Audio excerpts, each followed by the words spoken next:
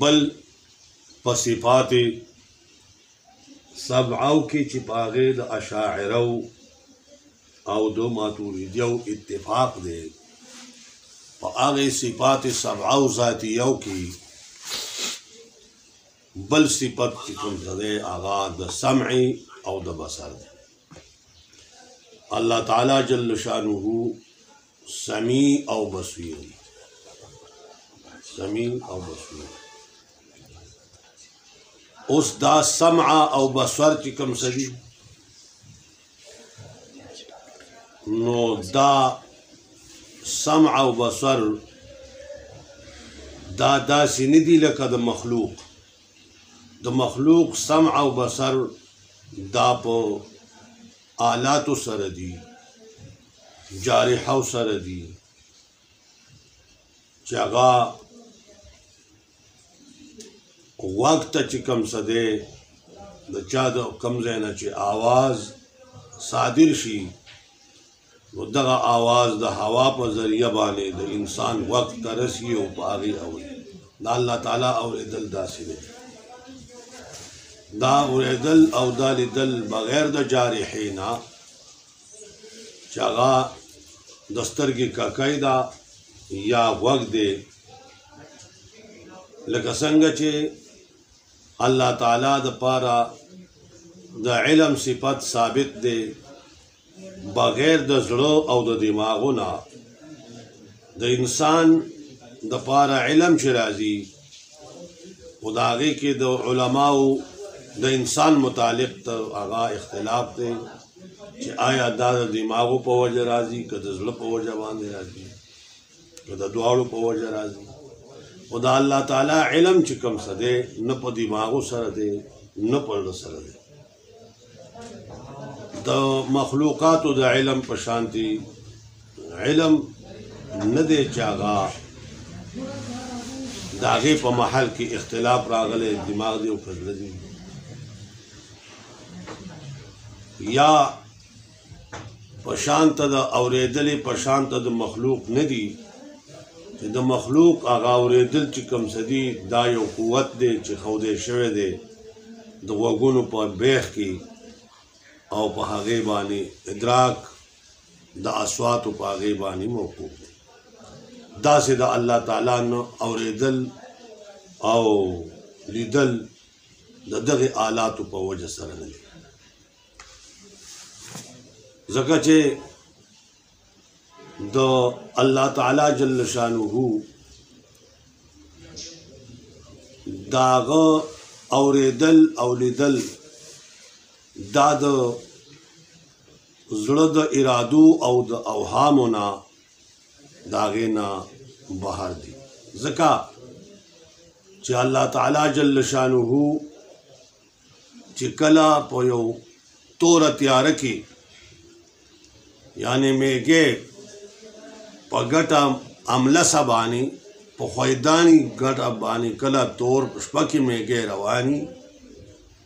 نو الله تعالی جل شانه د هغه میږي د خپو آواز هغې لره اوري د هغې دا د ځکه چې الله تعالی جل شانه په دغه اورېدلو کې آلاتو ته محتاج نه دی او انسان چې کوم څه دی د هغه د خپو آواز نشي اورېدی چې لا په داسې توره تیاره کې په حجر املس او په خویداني کاڼي باندې په توره شپه کې روان ځکه چې هلته کې د هوا هغه حصول د غوږونو ته نشي کېدلی نشي راتلی نو ځکه دا دواړه چې کوم څه دی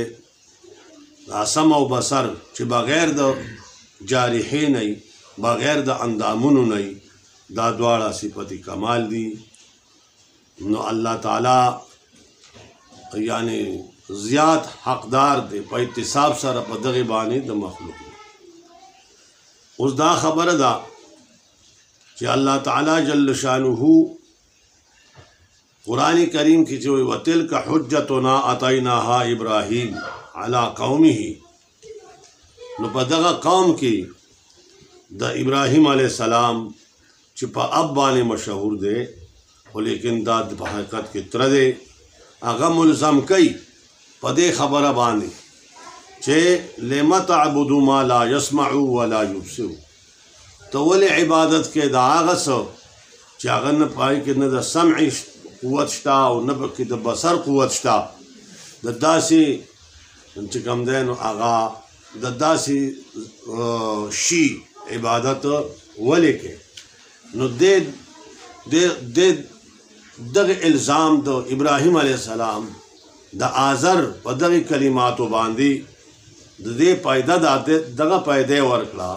د دغه پایده ته مستفاده شوه چې عدم د دغه سمع او د بصر دا نقص دی، او چې نقص شو نو دا لایق نه دی په معبود پورې، دا لایق نه دی په چا پورې؟ په معبود پورې. ځکه چې هغه سبحان ذات دی د هر قسمه د عیوبونه او د هغه شیونه چې په هغې کې وهم د عیب وي د هغې نه پاک او منزه دی. دا دواړه چې کوم څه دی صفتین چې سمع او بصر دي دا داسې دي. اوس په دې کې مخکې بیا پکې د یو د ماتوریدیو او د اشاعرو جمهورو رایه ده، یو د معتزلو چې کوم څه دی نو رایه ده معتزله او مرجیو، او یو د امام ابن الحمام فتح القدیر والا دا د دې په ډېرو خبرو کې د نورو علماو نه متفرد دي. نو ځکه دا خبره ده چې دی دا دواړه صفتین چې کوم څه دي دا مستقل صفتونه دي، او څنګه چې دغه نور اووه صفته ټول د باري تعالی صفات ذاتیه، نو دا دواړه صفتین دي. او ابن الحمام وایي چې د دې دواړو صفتونه رجع علم ته کېږي، هغه دغه کېږي ځکه چې سمع دا بغیر د علم نه او د هغې نه نشي راتللی. جمهور دی باندې دا دي چې دا سمیع او بصیر دی او سمیع دی اورېدونکی دی، بصیر دی په داسې صفت سره چې دغه صفت ته د مبصراتو چې هغې ته بصر ورته ویلی کېږي. سمیع او بصیر خو د هغه صفت د مشتقاتو شو، او دغه صفت چې کوم څه دی بصر متویلی شي. لکه څنګه چې الله تعالی علم دی په علم سره، قدیر دی په قدرت سره، مرید دی په اراده سره. ځکه چې کوم مشتقات دي نو په هغې کې هغه مبدا پکې بدن نه پرته ده، نو سمیع دی نو په سمیع دی نو د هغه صفت چې کوم څه دی دا سمع ده، دا هغه بصیر دی نو هغه صفت بصر دی. خو لیکن دا دی چې په دغه صفت باندې هغه موصوف دی، نو چې موصوف دی ځکه ورته سمیع او بصیر ویلی شي. لکه څنګه چې علیم دی نو علم اذن هغې کې علم پروت دی، نو علم قدیر دی نو په قدرت سره په ارادې سره. نو ځکه دلته کې دا دي چې الله تعالی جل شانه اطلاق کړی دی، یعنی په خپل ذات باندې د دې اسماو د پاره د هغه چا چې هغه دغه نه دي د اهل لغتو نه دي دغه باندې. نو دا دی چې عالم بچا ته ویلی شي هغه ذات ته چې د هغه دپاره یعنی علم ثابت وي. بلکې دا محاله ده چې یو سړی داسې ووایي چې الله تعالی عالم دی خو علم ورپورې نشته دی، عالم دی خو علم، دا خبره معتزله کوي. معتزله خدای پاک د علم خاوند دی خو علم ورله نشته دی، د قدرت خاوند دی خو قدیر دی خو قدرت ورله نشته دی. دغه باندې لکه دا خبره محاله ده، ځکه چې دا نشي کېدی، دا محاله ده چې یو سړی ته یو شی دایي چې دا علم دی ولا یا دا معلوم دی او علم دی ورسره نو هغه د هغې دپاره نه وي، بلکې د دې خپل دغه نه صرف کول لکه د معتزله او د رایې ته تلل دا چې کوم څه دی نو هغه جایز نه دي، نه عقلا او نه نقلا. دا دواړه صفتین چې کوم څه دي د سمع او بصر، نو دا خو دومره پورې خبره ده چې اوس د دې کې مخکې دغه دی یعنی په دې صفت باندې چې څوک موصوف نو د دې حقیقت څه دی، نو حقیقت باندې د دې هغې باندې حقیقت باندې خبردارېدل دا ممکن نه دي د مخلوق حقیقت د هغې باندې. خو دومره ده چې څنګه مونږ وایو چې چې دا الله تعالی جل شانه د پاره دا صفات ذکر کو څنګه چې الله منو او دا الله د کنه او داغه د ذاتیات او داغه د ذات تصور او دا علم هغه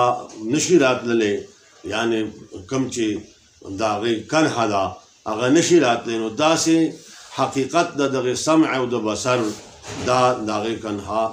دا نه معلومیږي البته الله تعالی جل شانه اطلاق باغې باندې خپل ځان د پاره کړی دی نو په دغه بنیاد باندې چې کوم څه دی یعنی